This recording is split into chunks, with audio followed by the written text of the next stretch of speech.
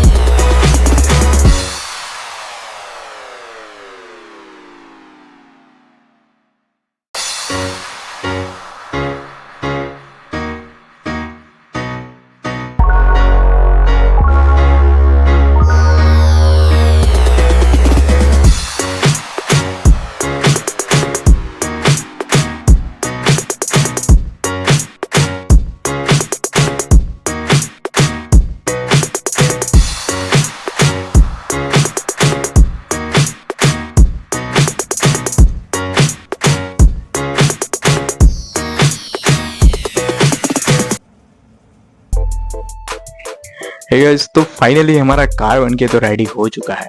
अब इसको चलाने के लिए हमको चाहिए होगा एक रिमोट, और रिमोट मॉड्यूल तो मेरे पास है उसका, बस उसको थोड़ा सा बॉडी शेप देना है। थोड़ा कार्डबोर्ड की कटिंग पीटिंग करके हम उसको बॉडी शेप देंगे।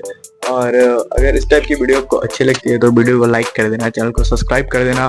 एंड उसके बाद हम देखते हैं कि ये कैसा परफॉर्म करेगा गाइस। अभी तक इसको हमने चला के नहीं देखा, तो हम देखेंगे कि किस तरीके से ये चलता है। एंड नेक्स्ट पार्ट में हम इसको करेंगे, इसका बॉडी बनाएंगे गाइस। इस पूरे कार का जो है बॉडी बनाएंगे।